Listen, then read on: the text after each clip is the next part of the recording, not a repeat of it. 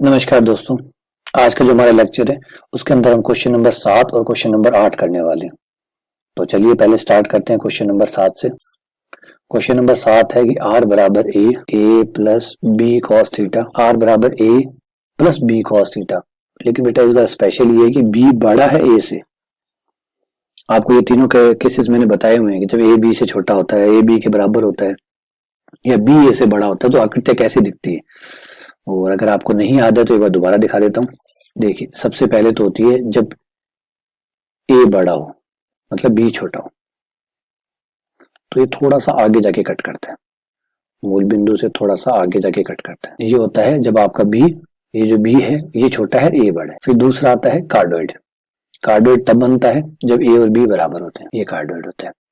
तीसरा तब बनता है, ये होता है a बराबर b पर। लेकिन अगर a छोटा हो गया और b बड़ा हो गया तो फिर ये आकृति थोड़ी सी इस तरीके से चेंज होती है। अब थोड़ा यहाँ आपको ध्यान देना होगा क्योंकि यही हमें पढ़ने वाले हैं। इसमें आपको नजर आ रहे होंगे दो लूप नजर आ रहे हैं, एक छोटा और एक बड़ा। ये तब बनता है जब a छोटा होता है और b बड़ा होता है, यानी b बड़ा होता है, ये तब बनता है। लेकिन सबकी एक अच्छी बात बताता हूँ आपको, सबसे प्यारी बात बताता हूँ, सबकी लिमिट 0 से लेकर पाई तक है। सबके 0 से लेकर पाई तक है, कोई फर्क नहीं पड़ता कि ये वाला है, ये वाला है, ये वाला है, क्योंकि सबका जो एंगल है वो 0 से पाई पर खत्म हो जाता है। 0 से पाई पर एक हाफ कर्व, एक हाफ एरिया जो है वो आपका कवर हो जाएगा।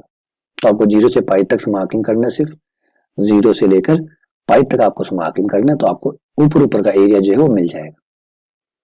ऊपर का एरिया यानी ये जो हमारा एक्स एक्स है ना, ये वाला प्रारंभिक लाइन है, इस प्रारंभिक लाइन के ऊपर का जो एरिया है ये आपको मिल जाएगा। कहां से कहां तक? 0 से लेकर पाई तक। आपको 0 से पाई तक समाकलन करना है।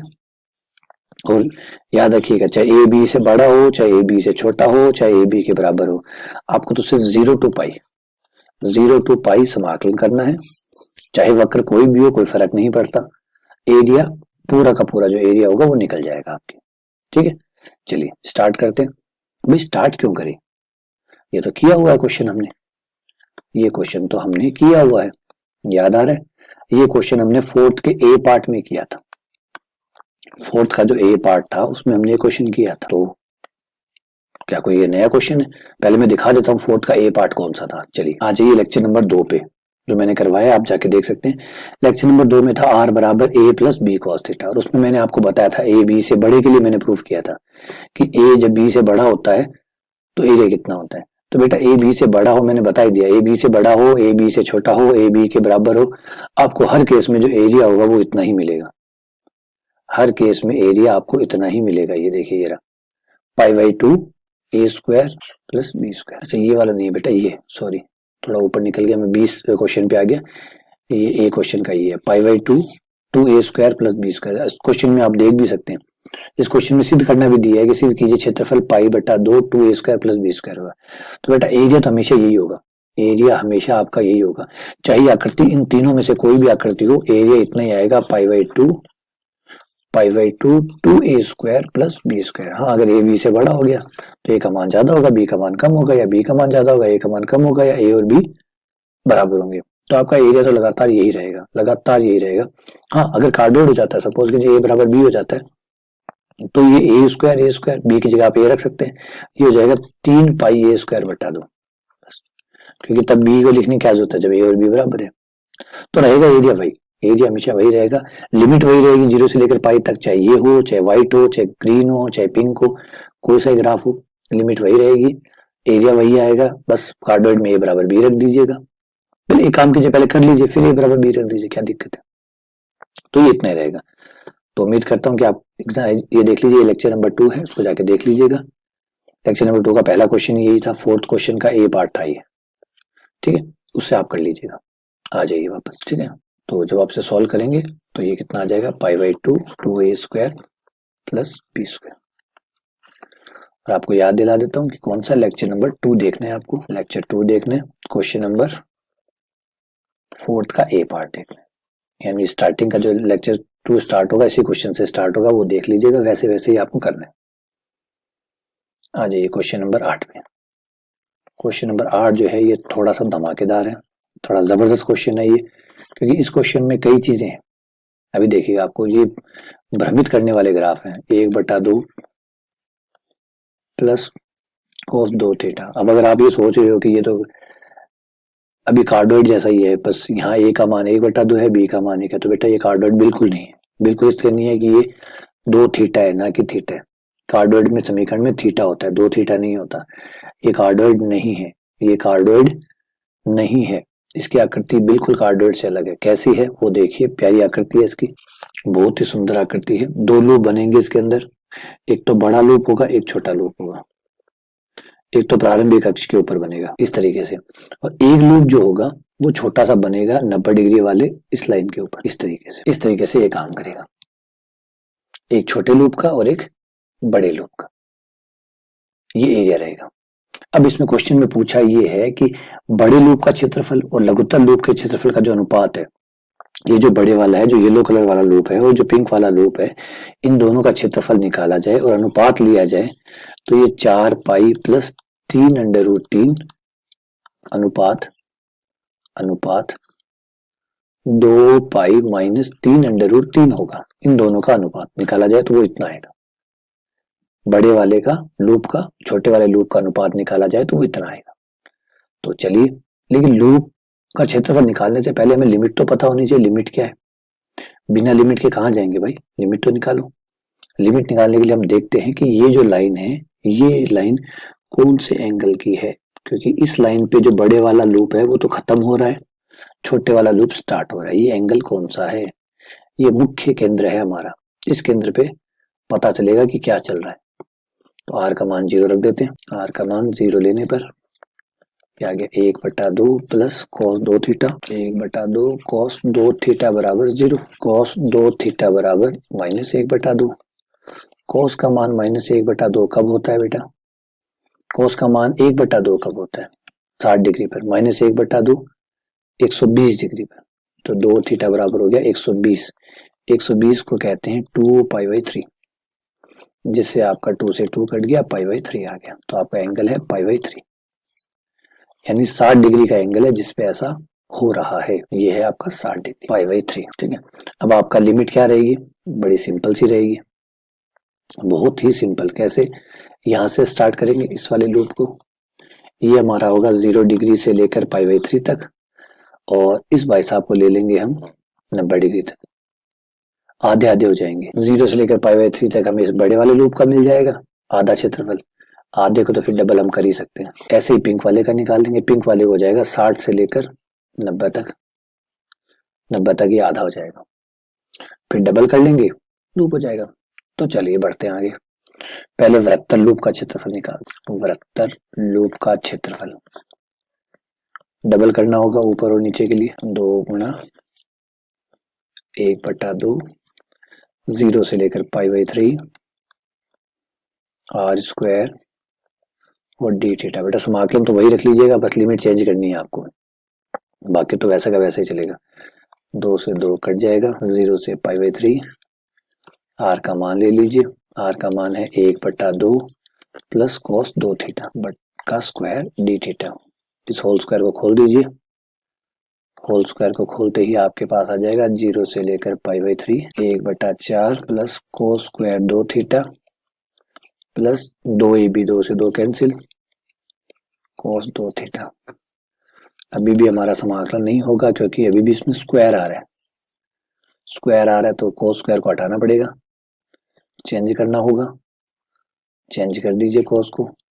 डबल वाले कोण में, डबल कोण में क्या करना होगा? 1 प्लस cos 2 थीटा तो ऑलरेडी है, तो 4 थीटा बटा 2। याद रखिएगा बेटा इस बात को कि जब आप cos में डबल कोण करते हैं तो जितना भी कोण होता है उसका दुगना हो जाता है। तो 2 थीटा का डबला क्या हो जाए? 4 थीटा, है ना। यहाँ पे कई बच्चे कंफ्यूज है, 2 थीटा लेके फिर यहाँ 2 थीटा लेके, वो याद ही रहता है कि cos स्क्वायर थीटा बराबर 1 प्लस cos 2 थीटा बटा 2। तो बेटा हर बार थीटा नहीं होता ना, थीटा होगा तो 2 थीटा होगा, 2 थीटा होगा तो 4 थीटा होगा, है ना। हाँ जी, आगे बढ़ते। लघुत्तम ले, लघुत्तम आ रहा है 4, ताकि फिर हम समाकलन कर सके अच्छी तरीके से। लघुत्तम ले लेते हैं 4। आ जाए भाई 4, लघुत्तम दे दे। 1 प्लस ये 2 से गुणा हो जाएगा, 2 plus 2 cos 4 theta plus 4 cos 2 theta, 4 cos 2 theta, और इस तरफ चल रहा है डी थीटा। 1/4 बाहर। अब समाकलन कर दीजिए यार, काफी टाइम हो गया, निपटाइए फटाफट। एक का हो जाएगा थीटा, एक का क्या, दो और एक मिला ही लीजिए ना साथ में, भाई भाई को तो मिला लीजिए। एक भाई प्लस दो भाई इक्वल्स टू तीन भाई, तीन भाई बाहर और डी थीटा का थीटा प्लस दो कोस 4 थीटा का साइन 4 थीटा बटा 4 प्लस माइनस हो जाएगा क्योंकि 4 कोस है, कोस का साइन 2 थीटा। अरे यार यहाँ पे भी तो माइनस होगा, वो अकेला ही थोड़ी होगा माइनस, ये भी तो होगा।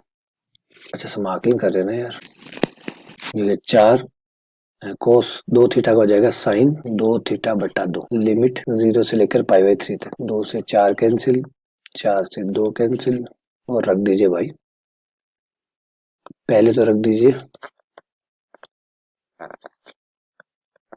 सबसे पहले तो पुट कर दीजिए π/3, π/3 रखते 3 से 3 कट गया, पाई हो गया प्लस ये हो जाएगा साइन 4 π/3।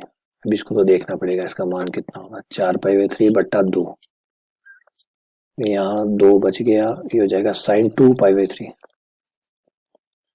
इनके भी मान हमें देखने होंगे कितने कितने होंगे, जीरो रखने पे तो अच्छी बात है, सब जीरो होंगे क्योंकि 3 zero zero, sine zero zero, sine zero zero, ये सब जीरो, इनकी तो हेडेक नहीं है। इनके मान देखते हैं ये कितने होंगे। साइन 4 π/3 को हम एक काम करते हैं, साइन 4 π/3 को लिख लेते हैं साइन पाई प्लस π/3, ऐसे लिख सकते हैं ना, पाई प्लस π/3। और हमारे जो रूल है उनको काम में लेते हैं, साइन पाई, पाई जब होता है तो साइन साइन में रहता है, तो साइन साइन में रह गया, ठीक है। प्लस माइनस का चिन्ह लगाते हैं तो पाई प्लस, पहले पाई वाली लाइन को याद कीजिए, पाई वाली लाइन कौन सी होती है, सेकंड क्वाड्रेंट के अंदर होती है, ये लाइन पाई की होती है। आप यहाँ है पाई प्लस, आप यहाँ जाएंगे तीसरे क्वाड्रेंट में, तो ये कौन हुआ तीसरे क्वाड्रेंट का, तीसरे क्वाड्रेंट जो होता है वो साइन का होता ही नहीं क्योंकि AST के हिसाब से ये 10 का होता है, 10 का होता है तो साइन का नहीं होता, इसलिए माइनस, तो ये मान आ जाएगा माइनस साइन 60, और माइनस साइन 60 यानी माइनस √3 बटा 2।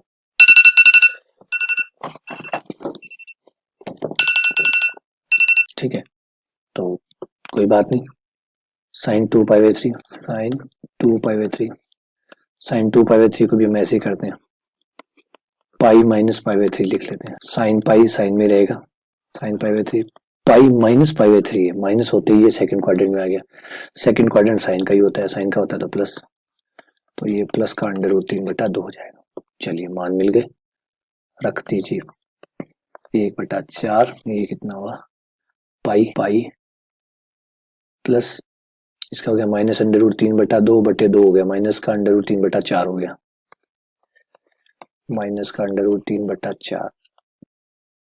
और अगले का क्या हिसाब है, इसका मान है भाई प्लस का, तो ये हो जाए √3, लघुत्तम ले लीजिए, 4 को बाहर ले लीजिए, 1/4 ये 16 हो गया, ये हो जाएगा 4 पाई माइनस √3 प्लस 4 √3, जिससे ये हो गया 4 पाई प्लस 3 √3 बटा 16।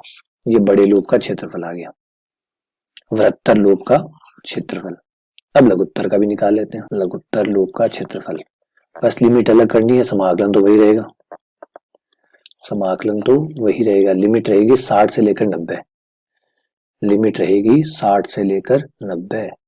ये देखिए ये रहा 60 से लेकर 90, क्योंकि ये जो आधा लूप है ये इन दोनों के बीच में है, 60 से 90 के बीच में, तो 60 से 90 समाकलन किया हुआ ही है, दोबारा क्यों करे, ये यहाँ पे रहा समाकलन, बस लिमिट तो ठीक करनी है, 60 से लेकर 90, तो ले लीजिए 1/4 3 थीटा प्लस साइन 4 थीटा बटा 2, साइन 4 थीटा बटा 2, और ये हो जाएगा 2 साइन 2 थीटा, π/6 से लेकर π/3 से लेकर π/2 तक। एक बार चेक कर लेता हूँ भाई, सही है ना, आप भी देख लो, π/3 से लेकर π/2 तक, सही है, π/3 से लेकर π/2 तक, तो π/3 से π/2 तक आ गए, पहले अपर लिमिट उसके बाद लोअर लिमिट, पहले π/2 रखने पर, π/2 रखने पर ये 3π/2 हो गया, ठीक है, प्लस π/2 रखते ही हो गया साइन 2 से 2 कट गया साइन 2 पाई, साइन 2 पाई भाई 0 खत्म, यहाँ 2 से 2 कट गया साइन पाई भी 0 होता है, साइन तो पूरे पूरे हर पाई पे जीरो होता है, पाई 2 पाई 3 पाई 4 पाई 5 पाई, कोई पाई हो पूरा पूरा है तो जीरो है। पाई बाई 3 पे आ जाइए, पाई बाई 3 हो जाएगा, ये हो जाएगा पाई, ये हो गया साइन 4 पाई बाई 3। इनके मान निकाले हुए हमारे पास, अब हमें दोबारा निकालने की जरूरत नहीं है। 2 sine 2 pi by 3, 4 pi by 3 का जो मान था वो तो था माइनस का अंडर रूट 3 बटा 2, और उसका था प्लस का अंडर रूट 3 बटा 2, बस वो मान रख दीजिए। 3 पाई बाई 2 माइनस पाई, इसका मान माइनस का अंडर रूट 3 बटा 2 था, जो माइनस का अंडर रूट 3 बटा 4 हो गया, और ये 2 से 2 कट गया तो ये अंडर रूट 3 हो गया खाली। ठीक है, थोड़ा लघुत्तम लघुत्तम ले लीजिए ताकि हिसाब किताब सही से बैठ जाए। लघुत्तम सबका आ जाएगा 4, ये हो जाएगा 6 पाई, ये हो जाएगा 4 पाई, माइनस माइनस प्लस, ये अंडर रूट 3, ये माइनस के 4 अंडर रूट 3। कुछ सॉल्व हो सकता है तो कर लीजिए। 1 बटा 16, 6 में से 4 गया 2 पाई, अंडर रूट 3 में से 4 अंडर रूट 3 गया 3 अंडर रूट 3, ये लीजिए लघुत्तम लूप का आ गया। अब अनुपात निकाल लीजिए, लास्ट काम, लास्ट जो काम मार दीजिए। 72 लूप का क्षेत्रफल बड़े वाले लूप का क्षेत्रफल बट्टा छोटे वाले का क्षेत्रफल। 1 बटा 16, 16 तो ले चुके ना, 4 पाई 3 अंडर रूट 3, देख लीजिए ये ना 4 पाई प्लस 3 अंडर रूट 3, और इसका है 2 पाई माइनस अंडर रूट 3।